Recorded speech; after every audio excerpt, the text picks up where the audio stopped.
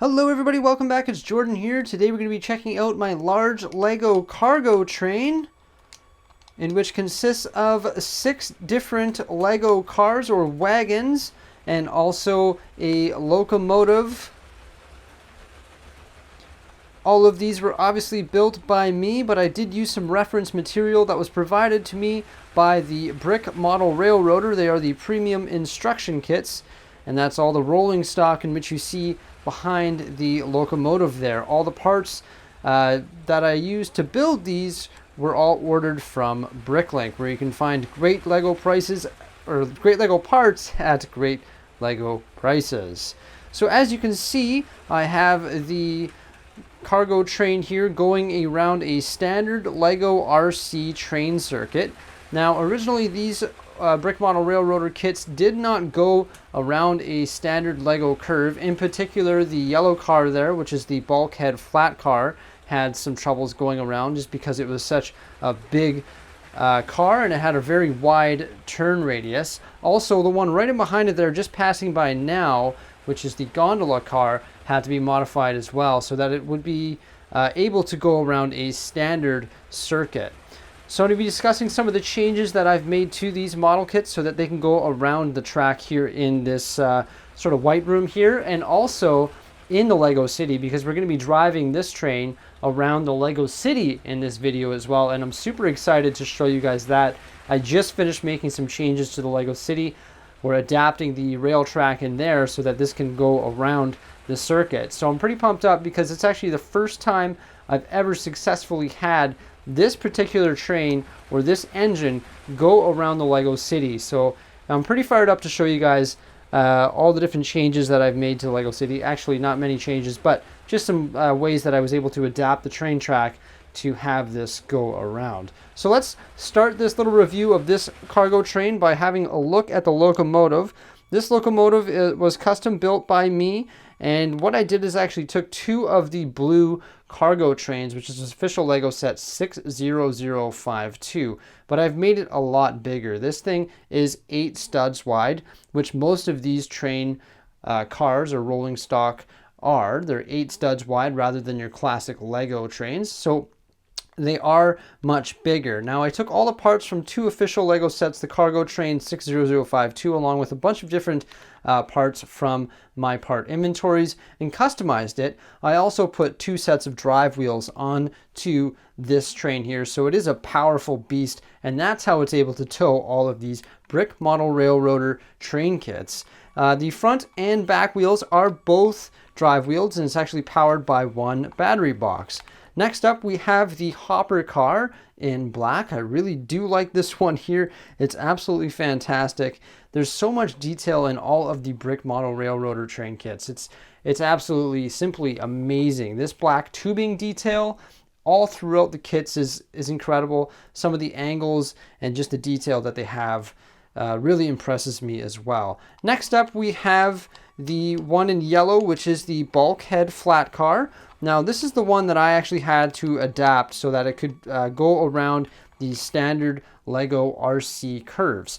Now these trains or these wagons can go around Lego train track, but you have to buy the custom Lego train track, which is the R56 curves, or there are larger curves as well. And essentially they just don't curve as sharply as the standard Lego train track. Now this one here, actually, believe it or not, it still looks pretty big. I actually removed 12 studs. So you can see the yellow 1x8 tiles there. Imagine 12 more of those. That's how big it actually was. So it was absolutely massive before I made some alterations of my own so that it can take those sharp angles and go around the track here. Next up, we have the Gondola Car. I also had to modify this car here. I had to remove 8 studs. The funny thing is I actually have the original model right here because I bought enough parts to build 2 of each of these. I just don't have enough wheels. I have to get more wheels for them so that I can actually double the size of this train. That's right, I can double the size of it with the parts that I currently have. I just need more wheels. But you can see the original size of it. I did reduce it by, I believe it was 8 studs. when they're this long, they just have a really hard time going around the curves. But that is the Gondola Car. Similar to the Bulkhead Flat Car, I do not have a payload on there right now, but you definitely could add whatever you want to there. In the premium instruction kits from the Brick Model Railroader, they do have an I-beam that you can build and put onto there. So it's something I wanted to do. It's just my locomotive at the time was having a really hard time pulling the train kits around the track as they were. So I figured adding more weight is just going to make that even more problematic. As for the Bulkhead Flat Car, the one we looked at earlier, that one there, the instruction kit also comes with a wrapped lumber payload that shows you how to build and attach to the car as well. Next up, we have another brown car, which is just a standard box car. I really like that one. I actually have two of those built already. Just need to get the wheels for that as well. So that'll be one thing that I'll be ordering right away. This is just like the standard box car. Pretty awesome. You see a lot of these in the Lego train community. Next up, we have a tank car in white. I really like this one. I like the cylinder look of it. I did make one alteration to this. I actually did reinforce the rail that goes around the bottom there. It was quite fragile, but I added a layer of plates just underneath it just to sort of reinforce it, because the trains in my Lego City need to be a little bit more rugged than the original instructions depicted, just because I'm always sending them flying around the track and they're in video, so I try to make them a little bit more rugged. Next up, we have the Caboose. This is, of course, on the tail end of the pack here. This is just a standard Caboose built using red, and has those yellow highlights as well, along with the black roof. It actually has a really nice interior in that one as well. And I do have videos on every single one of these train kits, sort of showing the instruction manual and also going over the build in more detail as well. So if you want to check out more detailed videos on the Brick Model Railroader train kits, make sure you check out those on my YouTube channel as well. They're in the playlist, in the train playlist here, or you can always just search for them on my YouTube channel. Let's send it around the track here one more time in the film studio, and then I'm going to move this here this train here into the Lego City of Brickmanton, and we'll send it flying around the track there as well. But I'm absolutely amazed by this train. I love it. It looks simply fantastic. I've been putting the train projects on delay for quite some time, and I'm happy to get these things in a little video here. And I was happy to modify that Bulkhead Flat Car and also the Gondola Car earlier today so that they can go around the standard track. But let's move it into the Lego City and have some fun.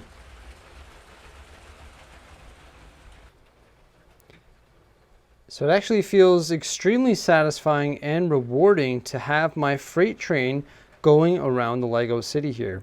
Now this blue locomotive here, which is two of the cargo trains, has two sets of drive wheels powered by one battery box, and they're both full tilt right now. And you can see it struggles to pull all of these Brick Model Railroader cars around the double set of curves there and up this little slope right here as well, as it goes over the river that hosts Ninjago City. However, it does do it, and I think the batteries need a swap. Always got to freshen up the batteries in the train just so that it can handle things such as that and handle the weight of the BMR or Brick Model Railroader kits. Now, things that I had to do in the Lego City here, well, I actually still have to do them. I actually demolished this corner right here of this rock work just because the train makes some wide turns, some wide radius turns, and when it did that, it actually hit some of the rock work here in this double turn section. So I had to demolish that, and I'll have to rebuild it so that it looks better, obviously, and rebuild it so that it doesn't interfere with this train here. I am gonna probably put some new batteries in it right away here, but the batteries are relatively fresh. Also, you can see these two wagons here, so the Bulkhead Flat Car and also the Gondola. They take pretty wide turns, and they took even wider turns before I rendered them to make them much narrower. You can see it's going down a slope now, but you can see it takes these corners pretty tight and pretty good actually, like a normal Lego RC train. Now, one thing the brick model railroader train, or I guess I'll call it that, or the large freight train will never be able to do, I don't think, will be to go up the ramps that connect the Lego train yard with the Lego city. I don't think it'll ever be able to complete that trek or that journey, just because it is quite the grade that it would have to go up. But one train that can do it is actually the high-speed passenger train. So we will have a look at the high-speed passenger train as it goes up those ramps. I know the train does seem to be moving slowly here through the Lego city, but realistically, a train of this size or magnitude going around corners like that would probably actually be going this slow. So maybe having a little bit of a need for a battery swap makes it a little bit more realistic, because realistically it is going around the double turn and going up a slight gradient, to tell you the truth. And then as it comes down that gradient, it starts going pretty quickly. But there is my large Lego freight train here going around the Lego city for the first time. You're actually seeing it with me for the first time. So I'm actually pretty proud of it, and it feels very satisfying and very rewarding. Let's fire up that high-speed passenger train and take it down the ramps leading into the train yard. I'm here on the other side looking at the train yard, and of course we have the high-speed passenger train in the train yard there. It doesn't belong there, that should be a cargo train, but either way, this is my lightest and fastest train, so it can definitely make it up the traverse sections that we have set up. Ooh, not too fast there, guy, you're gonna derail. Okay, here it goes. Don't hit the plywood. Okay, it just bumped into it, no problem. And away it goes.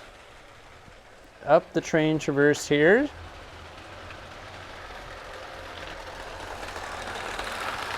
Oh yeah, no problem, with ease, right? There we go.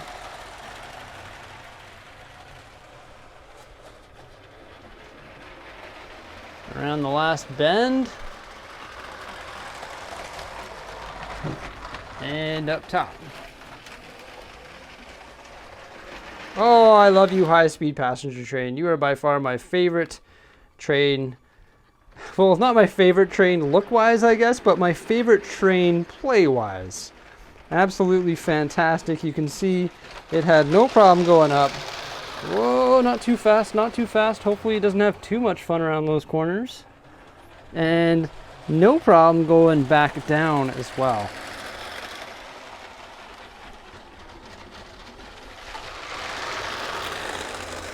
But like I said, it's a light, high-speed passenger train that can travel fastly, or quickly, I guess, and fastly, and boot it up the ramps here. I did take one of the cars off just to reduce the weight of it, so it would work flawlessly in this video here. But yeah, a lot of fun. So just wanted to take the time to show you guys the progress I've made here in the Lego room when it comes to Lego trains. Extremely happy to have the freight train going around the Lego city here for the first time ever. Also excited that I was able to finally complete the circuit of track that is on the ramps, so that light, high-speed passenger trains can go from the train yard up to the Lego city. You can see I've used every single piece of track that I own, including some awkwardly placed switch tracks right there on the ramp. Pretty funny.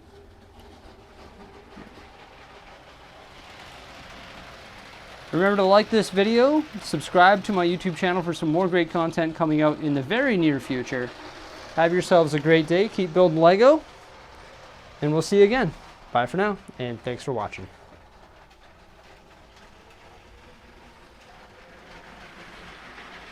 I wanted to give a special shout out to all the people who supported me using Super Chat and Super Stickers during my live streams. Thank you so much, it's highly appreciated, and make sure you stay tuned for more live streams as I'll be building all of my Lego sets using the live stream function here on YouTube. Thanks a lot, stay tuned, and we'll see you again. Bye for now.